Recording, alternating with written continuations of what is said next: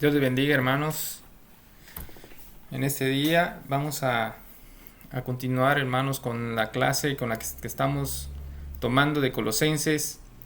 Empezamos la clase pasada, el capítulo 3 de Colosenses. Vimos el versículo 1 y el versículo 2 y vamos a continuar el día de hoy con el versículo 3. Nada más de ese vamos a ver en este día, hermanos. Así que pues preparen sus Biblias para que vayamos leyendo. Y le damos gracias a Dios por la oportunidad que nos da nuevamente de compartir con ustedes sus escrituras. Así que vamos a continuar con lo que vamos a ver este día. Dice el versículo 3 de Colosenses capítulo 3: porque habéis muerto y vuestra vida está escondida con Cristo. La clase pasada que estuvimos platicando sobre el versículo 1 y el versículo 2, se nos exhorta en la palabra a buscar las cosas celestiales, a pensar, a sujetarnos y que nuestra fe esté basada en las cosas que esperamos del cielo y dejar de vivir ocupados con lo que realmente no aprovecha. ¿Y a qué me refiero con esto? Bueno, a estar buscando todas aquellas cosas que nada más satisfacen nuestro cuerpo, que nada más satisfacen nuestra mente y nada más satisfacen el alma, dejando a un lado lo que verdaderamente debe importarnos como cristianos, que es buscar la satisfacción espiritual, la llenura espiritual. Todas esas cosas son las más importantes que como cristianos nos deben de competir, antes que lo que la mayoría de nosotros nos preocupamos más, que es por el trabajo, por el dinero y por la familia, por muchas cosas que solamente son llenura para nuestra alma. Pero descuidamos lo que verdaderamente nos debe importar como hijos de Dios. ¿Sí? Y esa satisfacción espiritual únicamente podemos encontrarla, obviamente, en haciendo todas las cosas que vienen de Dios o que Dios ha dispuesto para nosotros. La satisfacción del espíritu la encontramos cuando nosotros trabajamos en la obra de Cristo, cuando dedicamos tiempo, invertimos tiempo para trabajar para el Señor, cuando dedicamos nuestra vida a servirle a nuestro prójimo. Esas cosas llenan nuestro espíritu. También cuando oramos, cuando tomamos la Biblia para leer y vivir cada día de nuestra vida guiados por el Espíritu Santo. Todas estas cosas que Dios ha preparado para nosotros como hijos de Dios, todas esas cosas son las que verdaderamente nos llenan y deberían de preocuparnos y ocupar nuestro tiempo por encima de las demás cosas que, si bien son necesarias, como el trabajo, por ejemplo, o el convivir con la familia, etcétera, pero si descuidamos lo importante que es lo espiritual, pues de nada nos va a servir ocuparnos en las cosas, en las demás cosas. Por eso nos exhorta el versículo 1 y 2 de Colosenses 3 a que debemos de procurar y poner en nuestra mente las cosas celestiales. Retomando un poquito sobre el versículo 1, quería platicar un poco más sobre él. Dice el versículo 1: ustedes han resucitado con Cristo. Esto significa que antes de que nosotros resucitamos, sucedió algo en nosotros para que nosotros podamos resucitar. Y eso es lo que dice el versículo 3, dice: porque habéis muerto. Antes de resucitar, en el orden de las cosas, una persona tuvo que haber muerto. Nadie puede resucitar si no murió antes. La pregunta aquí es: ¿cuándo fue que nosotros morimos? Algunos tal vez tengan la respuesta, pero algunos otros tengan dudas sobre esta situación. Por eso me tomo el tiempo para platicar con ustedes y compartir con ustedes parte de este asunto. En la Biblia nos dice que lo que separa al hombre de Dios es el pecado. Así está establecido. Lo que separa al hombre de Dios es el pecado. Ahora, ¿qué pasa con un recién nacido? hasta determinada edad en la que el niño no es consciente de que él peca, pues se toma a un bebé o a un niño de determinada edad como inocente o libre del pecado voluntario.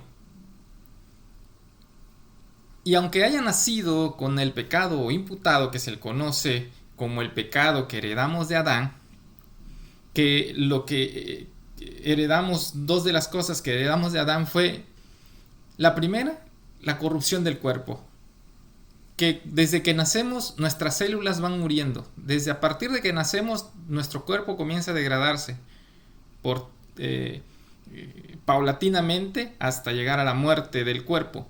Y segundo es la naturaleza pecaminosa o la inclinación del ser humano a pecar. Eso ya lo tenemos dentro.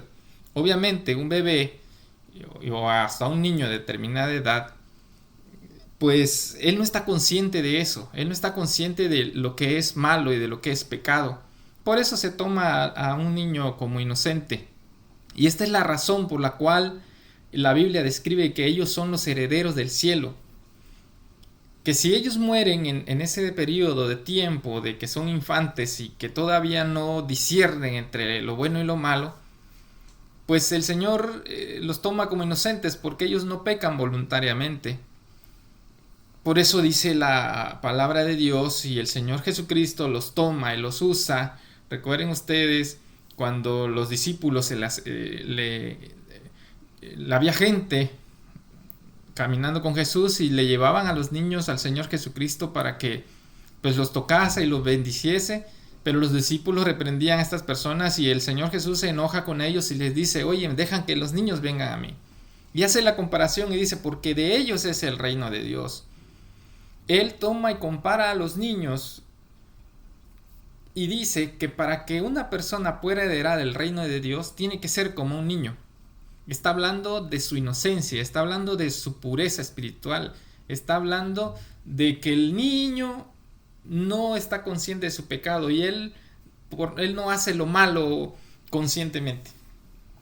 Entonces así es como nosotros debemos ser para heredar el reino de Dios. Debe haber nosotros un cambio completo de mentalidad, un cambio de vida y aprender de los niños. Los niños tienen muchas cosas que enseñarnos a nosotros como adultos.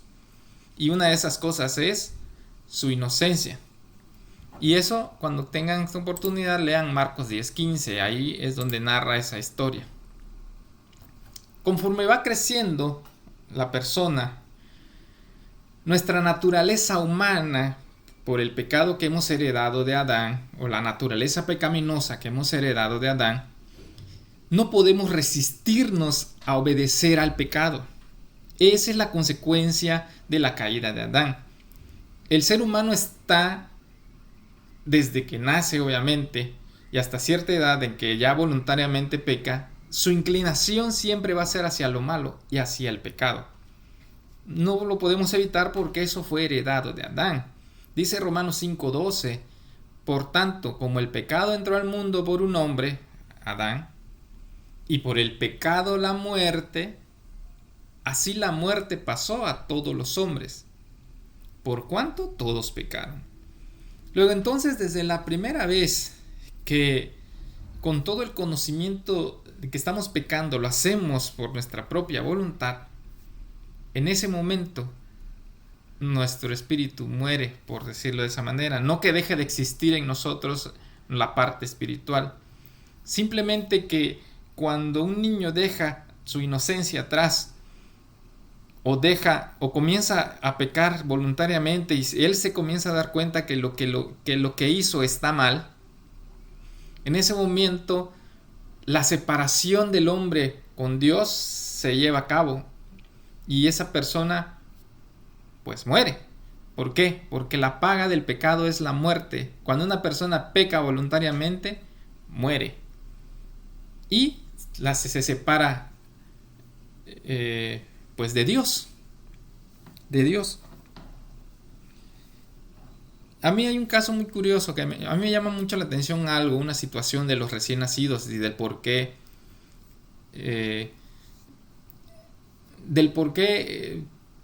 puedo decir que ellos tienen recuerdos de Dios y recuerdos cuando Dios los formó. Primero porque uno de los salmos de David dice: mi embrión vieron tus ojos, tú me formaste en el vientre de mi madre.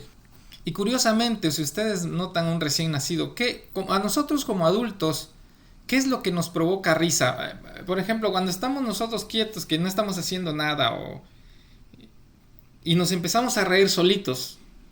¿Por qué sucede? Generalmente porque vienen recuerdos a nosotros de algo que hicimos, de algo que vimos, de algo que oímos, y nos causa gracia y nos comenzamos a reír. Pero un recién nacido que no tiene recuerdos aparentes, porque todo el tiempo estuvo viviendo en el vientre de su madre, ¿qué le provoca risa? ¿Qué le provoca alegría? ¿Ustedes han visto en algún momento a un recién nacido que se empieza a reír? Como riéndose con alguien o por algo. ¿Por qué se ríe si él no recuerda, no tiene vivencias todavía como nosotros que ya somos adultos? Pues yo considero que él ha de recordar algo y algo que vio cuando se estaba formando.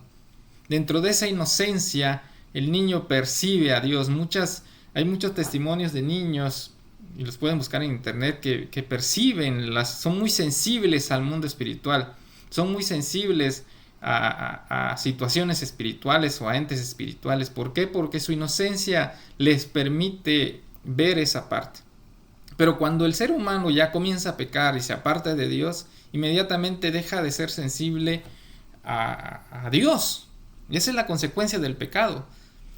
Recuerden ustedes que Adán y Eva, cuando estaban en el huerto de Edén, eran como niños. Ellos vivían en inocencia. Ellos no tenían una relación con el pecado como lo tuvieron después de haber desobedecido a Dios. Ellos, antes de desobedecer a Dios, veían a Dios, hablaban con Dios. En su inocencia ellos eran libres de pecado, por lo tanto tenían una relación íntima con Dios. Pero cuando ellos pecan, inmediatamente su relación con Dios se rompe y comienzan a sentir vergüenza, y la condición de pecado hace que ellos voluntariamente se aparten de Dios por vergüenza. Eso es lo que pasa con nosotros como adultos cuando pecamos. La vida del ser humano se aparta, su decisión es apartarse de la luz de Dios. Eso es lo que dicen las Escrituras, para que sus obras no sean reprendidas. Entonces, eso me llama mucho la atención de los bebés, ¿sí? Nosotros heredamos el pecado de Adán. Entonces, ¿en qué momento morimos? Cuando pecamos con nuestra propia conciencia, nosotros morimos, nos separamos de Dios. ¿Por qué? Porque el pecado, eso es la consecuencia, la muerte espiritual. Romanos 8:1, si la tomamos nosotros como referencia, dice: ahora pues, escuchen, dice: ninguna condenación hay para los que están en Cristo Jesús, los que no andan conforme a la carne, sino conforme al Espíritu. Entonces este versículo nos está diciendo que los que son condenados son los que andan viviendo conforme a la carne, son los que pecan voluntariamente, los que viven haciendo voluntariamente las obras de la carne. Esos son los que tienen la condenación. Efesios 2:1 nos habla de algo muy parecido y dice: y Él les dio vida a ustedes cuando estaban, ¿qué? Muertos en sus delitos y pecados. Por lo tanto, al pecar, nosotros morimos. ¿Por qué? Porque eso es lo que dice Romanos 6:23, porque la paga del pecado es la muerte. Todos nos sabemos de memoria ese versículo. Es por eso que podemos compararnos a nosotros en el mundo. Antes de que nosotros recibiéramos a Cristo como Salvador, nosotros éramos como un cadáver que no tiene, o que él por sí mismo no puede hacer nada para ayudarse a sí mismo. Una persona que ha muerto no puede hacer nada por sí mismo porque está muerto. Él no tiene el poder para hacer nada por él. Nosotros tampoco podíamos salvarnos o hacer algo para limpiar nuestros pecados por nosotros mismos, porque éramos como esos cadáveres, éramos un muerto. Ni siquiera podíamos producir el deseo de obedecer a Dios. No había en nosotros ese deseo o esa inclinación hacia Dios, porque lo que provoca la naturaleza de Adán es precisamente una inclinación hacia el pecado, no hacia Dios. Y los muertos necesitan que alguien les ayude y les dé vida. Nosotros éramos como esos muertos, no podíamos hacer nada por nosotros porque éramos como cadáveres que no podíamos hacer ni por nosotros mismos nada. Necesitábamos recibir la vida de alguien más. Y a la luz de la palabra de Dios y lo que sabemos todos nosotros como hijos de Dios, es que la única fuente de vida, la verdadera vida, se llama Jesucristo. No hay ninguna otra persona que pueda darnos a nosotros vida o que le pueda dar a un muerto vida. Por esa razón, ninguna persona, por más religiosa que esa persona se considere, puede revivir o puede resucitar. Esa persona, Dios y lo que establece las escrituras, es que esa persona está muerta. Por eso la religión, ni las obras, ni ninguna deidad, falsa deidad, ni ningún santo, ni absolutamente nadie puede darnos vida y puede resucitarnos más que el autor de la vida, más que el dador de la vida. Y esa persona y ese poder se encuentra en Jesucristo. Es el único al que una persona puede ir para resucitar. Mientras una persona no venga a los pies de Cristo y no lo acepte como Salvador, esa persona sigue muerta para Dios. Esa persona no tiene vida. Vive en el mundo, pero vive en un cuerpo nada más. Pero la verdadera vida de Dios, que viene de Dios, está en Jesucristo. Y nosotros, los que han creído, los que hemos creído en Jesucristo, tenemos esa vida de Cristo. Tenemos el Espíritu de Dios, tenemos la vida en nosotros. Ahora, la vida que da Jesús no es simplemente la vida eterna que vamos a tener con Él, sino la vida espiritual en la tierra que nos permite a nosotros vivir en el propósito para el cual Él nos creó. Nosotros pues no somos conscientes de su presencia mientras nosotros vivimos en el mundo, mientras nosotros vivimos haciendo las obras de la carne. No estamos conscientes de la presencia de Dios. Por eso la mayoría de las personas viven como que si Dios no existiera. Vive diciendo que creen en Dios, pero en un Dios que ellos han inventado en su mente. Cada persona tiene un concepto diferente de quién es Dios. Pero ellos no están conscientes de la presencia del verdadero Dios, del Dios que habla la Biblia, de un Dios santo, de un Dios perfecto, de un Dios puro, de un Dios verdadero. Entonces, mientras vivimos para nosotros mismos, no estamos conscientes que Dios existe. Pero sí vivimos bajo el mandamiento del pecado, dominados por el poder del pecado. Pero cuando nosotros respondemos al llamado del Espíritu Santo, cuando una persona viene y nos habla del Evangelio de Cristo y respondemos y lo recibimos como nuestro y aceptamos al Señor Jesús como Salvador, pues Dios perdona nuestros pecados y nos concede la justicia de Dios y por lo tanto envía al Espíritu Santo a morar en nosotros. Cada uno de nosotros tiene dentro de sí el poder del Espíritu Santo. En ese momento nuestro espíritu, que estaba pues inactivo a causa del pecado, se hace sensible al Espíritu de Dios y ahora sí transforma al cadáver que no tenía de vida y lo llena de vida. Antes estábamos llenos de pecado, pero ahora estamos llenos de vida y nos hace ahora sí que hijos vivos para Dios. Ayer estaba escuchando una predicación. Por cierto, yo les invito, cuando tengan oportunidad, busquen en internet, en YouTube, predicaciones de un pastor que se llama Charles Stanley.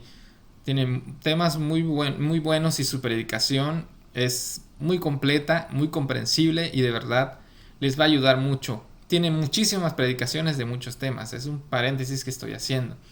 Y él comentaba precisamente hablando del Espíritu Santo, y él decía que porque a veces muchos de nosotros como cristianos andábamos sin gozo, andamos pecando, andamos haciendo cosas que pues que realmente como hijos de Dios no deberíamos andar. Pero él decía eso, ¿no? Que cuando nosotros dejamos y descuidamos las cosas que nos está aconsejando aquí el apóstol y que nos aconseja la palabra de Dios, de que debemos de ocuparnos más en lo espiritual, entonces la consecuencia de eso es precisamente que caemos de nuestra comunión con Dios y empezamos a enfrentar pérdida de gozo, tristeza, problemas, etcétera, etcétera.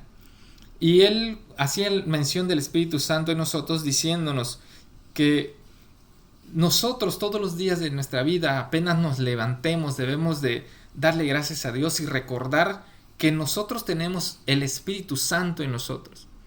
Y reflexionaba un poco sobre eso. Ayer le comentaba a mi esposa y le decía, imagínate si nosotros pensáramos todos los días, Señor, te doy gracias porque tu Espíritu, el Espíritu que resucitó a Cristo, el Espíritu que resucitó a Lázaro, el Espíritu que hacía milagros por medio de los apóstoles, el Espíritu Santo que permitía que Pablo hablara el Evangelio, el Espíritu Santo que consuela, el Espíritu Santo que hizo y sigue haciendo todos esos maravillosos milagros, ese Espíritu poderoso que creó los cielos y la tierra, ese mismo Espíritu es el Espíritu que llevamos todos los días de nuestra vida dentro de nosotros. ¿Cuántos de nosotros nos ponemos a pensar eso cada vez que amanece? ¿Cuánto le damos gracias a Dios de que tenemos y nos ha dado de ese mismo poder en nosotros? Si nosotros nos sujetáramos a la guía de ese Espíritu, pues nuestra vida sería muy diferente. Viviríamos una vida de gozo, una vida de obediencia, una vida de santidad. Pero como descuidamos nuestra comunión con Él, nos apartamos y pecamos, pues las consecuencias de eso es la falta de gozo y todo lo que desencadena nuestra falta de comunión con Dios. Continuando con el versículo 3, dice que hemos muerto. Eso dice el versículo 3. Eso significa que hemos muerto al pecado y por lo tanto resucitamos como nuevas personas. Esto implica que a causa de nuestra nueva condición, pues ya no encajamos en la vida que nos rodea. A nosotros nos resucitaron a una nueva vida. Por lo tanto, la vida que nosotros conocíamos antes de Cristo, nuestra nueva condición, nuestra nueva relación con el Señor Jesucristo ya no tiene relación con el mundo, ya no encajamos en el mundo. Nosotros ahora vivimos contrarios a la ley que rige el mundo. ¿Cuál es esa ley? El pecado. Por lo tanto, el Señor nos da una nueva posición. Vamos a decir, nos apartó del mundo, nos santificó, nos separó del mundo para Él, para servirle a Él. Y en el mismo versículo 3 continúa diciendo, y su vida está escondida con Cristo en Dios. Por eso se nos aconseja buscar las cosas que están en el cielo, porque en esta tierra ya no hay nada para nosotros, hermanos. Nuestra vida terrenal es temporal. Si nosotros seguimos aquí es para cumplir la voluntad de Dios y para ser instrumentos en las manos de Dios para cumplir sus propósitos en la tierra que Él ha determinado. Somos instrumentos para su servicio. Pero ya no tenemos puestas nuestras esperanzas en las cosas de la tierra. Ya no tenemos puestas nuestras esperanzas en las cosas materiales, en las cosas que llenan lo que comenté en un principio, nuestra alma y nuestra mente. Sino que tenemos todo lo que necesitamos en Cristo. Todas las cosas que nosotros esperamos no están en la tierra, están en el cielo. Y Filipenses 3:20 habla de eso. Y dice Filipenses 3:20, mas nuestra ciudadanía está en los cielos, en donde también esperamos al Salvador, al Señor Jesucristo. ¿Por qué dice esto? Bueno, nosotros siempre decimos que el Señor Jesucristo es nuestro Señor. Ahí está implícito, ¿no? Cuando decimos el Señor Jesucristo, No es un título que tiene nada más. Estamos diciendo que Él es nuestro Señor. Él es el que está por encima de nosotros, el que gobierna nuestra vida, el que tiene dominio sobre todo el universo. Por eso es la palabra Señor Jesucristo. Nosotros estamos diciendo que Él es el Señor. Y si Él es Señor, significa que Él debe de tener un reino. Él es rey, Él es el rey de reyes. Y eso implica que Él tiene un reino al cual nosotros pertenecemos. Nosotros pertenecemos al reino de Dios. Él mismo lo dijo a sus discípulos y también nos lo dice a nosotros. Dice Juan 14:1, dice: no se turbe su corazón, cuando les estaba diciendo que lo iban a arrestar. Y dice: no se preocupen ustedes, no se turbe, no se entristezca su corazón. Dice: crean en Dios y crean también en mí. En la casa de mi Padre muchas moradas hay. No está hablando que hay muchas casas, sino que hay lugar en el cual vamos a habitar con Él. Eso es lo que dice Juan 14:1-2. Y eso es lo que le dice el Señor a sus apóstoles, a sus discípulos, y nos dice a nosotros. No se preocupen, porque aquí en la tierra no hay nada para ustedes, pero ahí en el cielo donde vive mi Padre, ahí es donde van a morar ustedes. Y si nosotros leemos este versículo, notamos que el Señor habla de un lugar que Él le llama la casa de mi Padre, lo que significa que es un lugar especial en el cual estaremos con Él. Es nuestro destino, lo que a nosotros, lo que nuestra mente debe de estar es nuestra meta, que es vivir en ese lugar con Él. También en Juan 28:36, cuando lo habían arrestado, dijo: así que tú eres rey, le preguntan. ¿Y dónde está tu reino? Y Él mismo responde: mi reino no es de este mundo. Eso nos da a nosotros la pauta de que aquí en la tierra, con nosotros como hijos de Dios, no debemos poner nuestras esperanzas aquí, porque nuestra vida es temporal, nuestra vida, el tiempo que estamos aquí es de paso, pero el tiempo que vamos a estar, que por cierto no existe el tiempo en la eternidad, pero nuestro futuro es en el cielo, nuestra vida está escondida con Cristo en el cielo. Eso quiere decir que la verdadera vida que a nosotros nos debe interesar y nos debe importar y por la cual debemos ocuparnos, está allá con Cristo. Él está esperando el momento preciso para venir por su iglesia y para que su iglesia vaya por la eternidad a vivir la presencia de Cristo, vivir en la presencia de Dios por toda la eternidad, por la eternidad. Y eso es lo que a nosotros se nos aconseja. Ocupen su mente y su tiempo en buscar eso que Dios nos ha prometido, la eternidad. Es por eso que nuestra ciudadanía está en los cielos. Eso es lo que dice Filipenses. Está en los cielos. Nosotros ya no somos de este mundo. Nuestra ciudadanía es celestial. Entonces estos versículos son suficientes para nosotros, para recordarnos que las cosas de esta vida ya no tienen nada que ofrecernos que no hayamos recibido de Dios.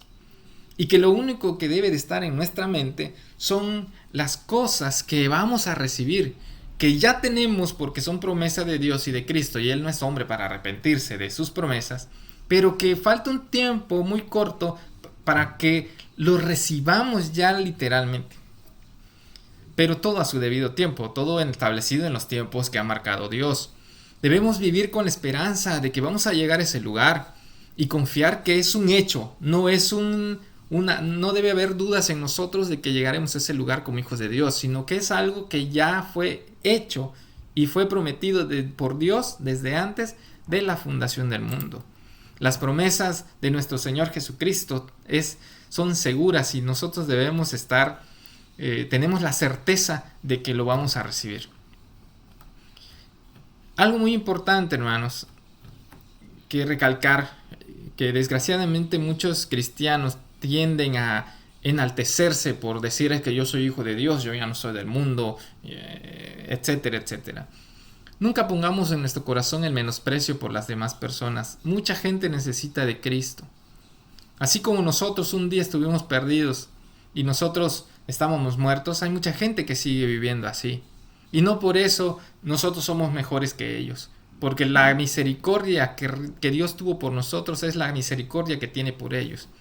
Por lo tanto, somos especiales porque Dios nos ha hecho especiales. ¿Por qué? Por la obra de Cristo, no por nosotros mismos. Nosotros no tenemos absolutamente nada que entregarle a Dios que nos haga especiales. Somos especiales por el hecho de que Cristo nos hizo especiales por su obra de la cruz. Pero no menospreciamos, no pongamos en nuestro corazón orgullo de hacernos más que el mundo. Al contrario, nuestra vida cristiana, nosotros fuimos llamados para servir. Esa es la base del fundamento de la vida cristiana, es el servicio. Eso es lo que nos enseña el Señor Jesucristo y lo que nos dice en Efesios 4:20. Nosotros no hemos aprendido así de Cristo, no hemos aprendido lo malo, no hemos aprendido a hacer las cosas malas. Nosotros fuimos llamados a servir, a tener humildad, a no sentirnos superiores a los demás. Por eso debemos ser luz en las tinieblas y vivir como Dios ha mandado. Y ya para terminar, me gusta, una vez leí en internet un comentario que decía que cuando un mexicano se nota que es mexicano, vaya al país que vaya, el mexicano siempre lleva en su sangre lo que es, él no oculta quién es, y se identifica un mexicano a donde vaya, haciendo alusión que sus costumbres y sus tradiciones las llevaba a donde fuera y él las ponía en práctica, y su comportamiento nato mexicano, así libre y que todo no le importa, que lo hace así viviendo a donde fuera. Y pensando un poquito en eso, digo, porque el comentario de esto es porque si nosotros sabemos que somos ciudadanos celestiales y que nuestra ciudadanía va a estar ahí, que realmente nosotros, independientemente de haber nacido en México, nosotros ya no somos de este mundo, nuestra ciudadanía está en los cielos. ¿Cómo debemos de comportarnos nosotros a donde vayamos? ¿Cómo debe de ser nuestra vida en nuestro entorno? ¿Cómo debemos de vivir? Debemos de vivir acorde a lo que somos. Nosotros somos ciudadanos celestiales, somos ciudadanos de Dios, somos del reino de Cristo. Por lo tanto, nuestro comportamiento, nuestro estilo de vida, nuestra forma de hablar, nuestra forma de vestir, nuestra forma de pensar, todo lo que nosotros hacemos debe de ir acorde a lo que somos. Somos hijos de Dios, somos hijos de luz en las tinieblas. Vivimos en un mundo cubierto de las tinieblas y cada vez que pasa el mundo se empeora más, la maldad crece cada día más. Pero eso nada más son señales de la pronta venida de nuestro Señor Jesucristo. Por eso nosotros como hijos de Dios debemos vivir como hijos de Dios, no para mostrarnos que somos mejores que el mundo, sino para demostrarle a Dios que somos sus hijos y para ser ejemplo para las naciones. Por eso nosotros como ciudadanos celestiales debemos de mostrar que somos celestiales a donde fuera que nosotros vayamos. Y me gustó ese comentario del mexicano, para que hacer referencia a nosotros. Por eso es lo que dice el versículo 3. Hemos muerto al mundo, hemos muerto al pecado y tenemos una nueva vida, tenemos una nueva ciudadanía que nos está esperando en el cielo y nos tiene reservado el Señor un hogar al cual nosotros vamos a ir. Y es hermoso saber eso, hermanos. Bien, hermanos, pues vamos a dejar hasta aquí este versículo. Si tienen ustedes algún comentario o duda, no duden en enviármelo y que hayan aprendido algo nuevo el día de hoy. Y le damos la gloria a Dios por ese hermoso mensaje, por esta hermosa palabra de Dios, para reflexionar lo que somos, lo que Dios nos ha dado, el regalo maravilloso que tenemos, y poner nuestra fe en lo que recibiremos en el cielo cuando estemos en la presencia de nuestro Señor. Que Dios les bendiga, hermanos, y nos vemos en la próxima clase.